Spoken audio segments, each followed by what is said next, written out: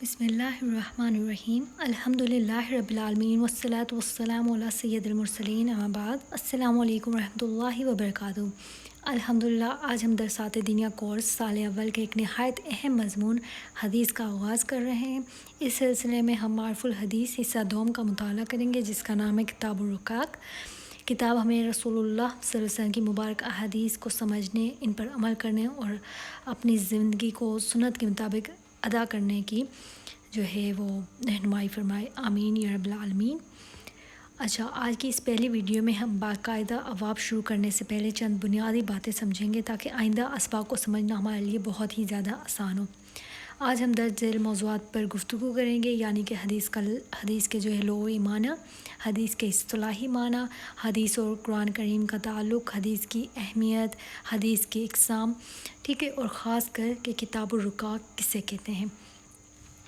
سب سے پہلے ہم حدیث کے لغوی معنی سمجھتے ہیں۔ تو حدیث جو ہے اس کے لغوی معنی ہیں بات، ذکر یا کلام، یعنی کہ بات کرنا، ذکر کرنا یا کلام کرنا۔ اب اس کے اصطلاحی معنی کی طرف آتے ہیں تو رسول اللہ صلی اللہ علیہ وسلم کے اقوال، اعمال یا تقریر وغیرہ، اور اس میں افعال بھی شامل ہو جاتے ہیں، یعنی کہ اقوال جو انہوں نے باتیں کہیں، اعمال جو انہوں نے کام وغیرہ کہے، تقریر مطلب جو بھی کام کرنے کا حکم وغیرہ دیا، وہ سب اصطلاحی معنی میں آ جاتے ہیں۔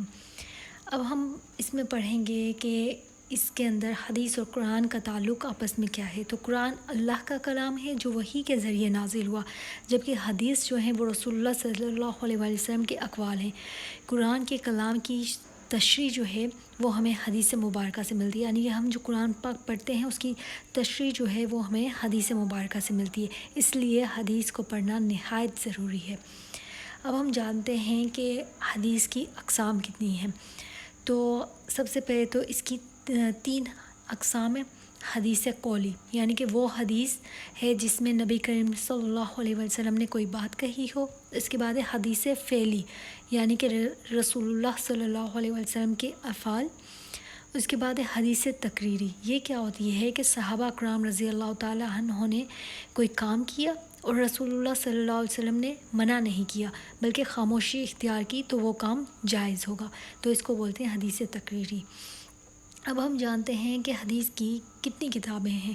تو حدیث کی 6 مشہور کتابیں ہیں جنہیں صحائح ستہ کہتے ہیں: صحیح بخاری، صحیح مسلم، جامع ترمذی، سنن ابی داؤد، سنن ابن ماجہ، سنن نسائی۔ تو یہ جو ہیں وہ حدیث کی مشہور کتابیں ہیں۔ اب ہم جو ہے اس میں آگے پڑھتے ہیں کہ حدیث کی اہمیت کیا ہے۔ تو حدیث کی اہمیت جاننا نہایت ضروری ہے۔ تو حدیث مبارکہ حاصل کر کے ہی دین کے اصول سیکھے جا سکتے ہیں، اور رسول اللہ صلی اللہ علیہ وسلم کی زندگی کو پڑھ کر اور حدیث مبارکہ سے اطاعت رسول اور اطاعت اللہ تبارک و تعالیٰ کے قابل ہوا جا سکتا ہے، یعنی کہ حدیث پڑھ کر ہی رسول اللہ صلی اللہ علیہ وسلم اور اللہ تعالیٰ کی اطاعت کے قابل ہو سکتے ہیں ہم۔ تو جو شخص رسول اللہ صلی اللہ علیہ وسلم کی سنتوں پر عمل کرے گا، اس کی شفاعت رسول اللہ صلی اللہ علیہ وسلم قیامت کے روز خود کریں گے۔ حدیث شریف کا مفہوم ہے کہ اللہ تعالیٰ اس شخص کے چہرے کو تر و تازہ رکھے جس نے میری باتیں سنی اور اسے اسی طرح آگے پہنچایا۔ تو اب ایک بات یہ بھی یاد رکھنی چاہیے ہمیں کہ حدیث بیان کرتے وقت الفاظ کی تبدیلی نہیں کرنی چاہیے۔ اور اس کے ساتھ ساتھ ایک اور بھی حدیث میں ذہن میں آتی ہے، وہ یہ ہے کہ جو شخص علم حاصل کرنے کے لیے کوئی راستہ چنتا ہے، اس کے لیے اللہ تعالیٰ جنت کا راستہ آسان کر دیتے ہیں۔ تو یہ جو ہے ہماری کچھ بنیادی باتیں تھیں جو کہ بہت زیادہ ضروری تھی حدیث کو جو ہے شروع کرنے سے پہلے۔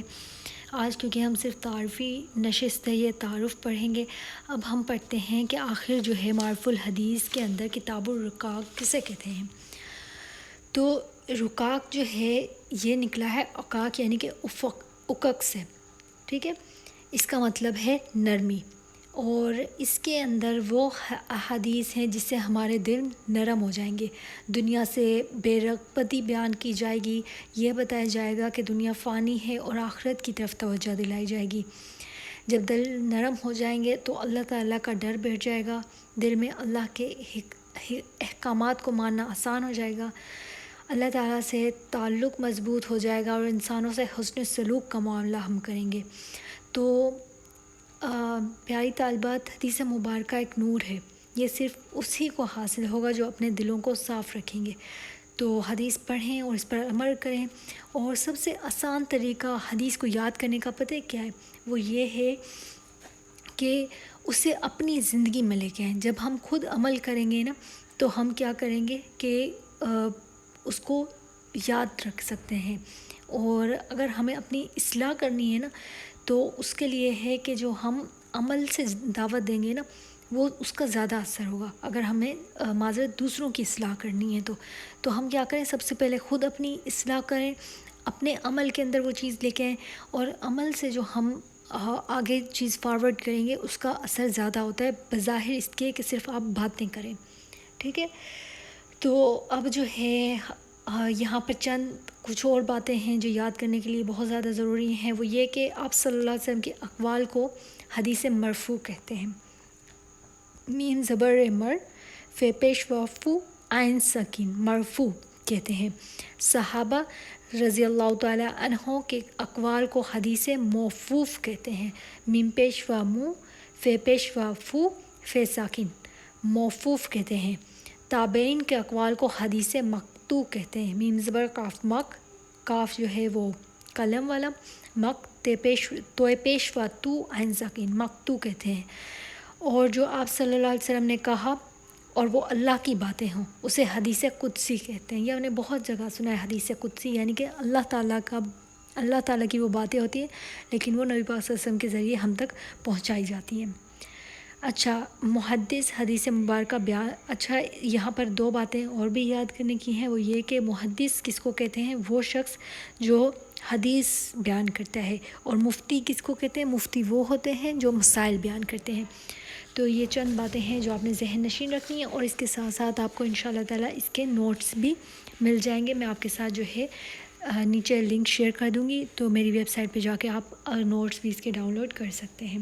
ٹھیک ہے، اچھا اس کے ساتھ ساتھ جو ہے ہم کتاب الرقاق کے اندر شروع کرتے ہیں۔ آج ہم زیادہ نہیں پڑھیں گے، بس یہی پڑھتے ہیں۔ پہلا، اعوذ باللہ من الشیطان الرجیم، بسم اللہ الرحمن الرحیم، قال رسول اللہ صلی اللہ علیہ وسلم، یعنی کہ رسول اللہ صلی اللہ علیہ وسلم نے فرمایا، نصر اللہ، سرسبز رہے، تر و تازہ رہے، عبدن، میرا بندہ، سمیع مقالتی، جو میری بات سنے، فحافظہ، اسے یاد رکھے، ووعاہا، اسے محفوظ رکھے، وابدھا، اسے دوسروں تک پہنچائے، فرب حامل فقہ غیر فقہ، اور بہت سے ایسے لوگ ہوتے ہیں جو فقہ کو جانتے ہیں، ورب حامل فقہ، اور بعض علم والے ایسے ہوتے ہیں جو اپنے سے زیادہ علم والے لوگوں تک علم یعنی کہ فقہ کو پہنچا دیتے ہیں۔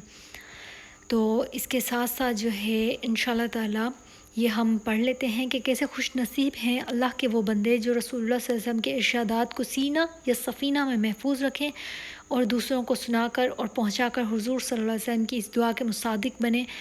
اللہ تعالیٰ اس کتاب کے ناظرین کو اس خیر عظیم میں حصہ لینے کی توفیق عطا فرمائے، آمین یا رب العالمین۔ آج کا ہم سبق یہیں رکھتے ہیں۔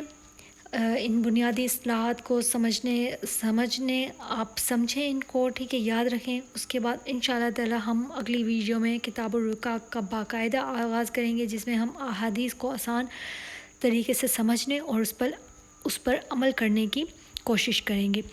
تو یہاں سے ہم انشاءاللہ تعالی اپنا اگلا سبق شروع کریں گے۔ تو تب تک دعاؤں میں یاد رکھیے گا، اور اگر آپ کو یہ سبق مفید لگا ہو تو اسے ضرور شیئر کریں، کیونکہ رسول اللہ صلی اللہ علیہ وسلم نے فرمایا تم میں سے بہترین وہ ہے جو قرآن سیکھے اور دوسروں کو سکھائے۔ اللہ تعالیٰ ہمیں علم نافع عطا فرمائے، آمین یا رب العالمین۔ السلام علیکم ورحمۃ اللہ وبرکاتہ۔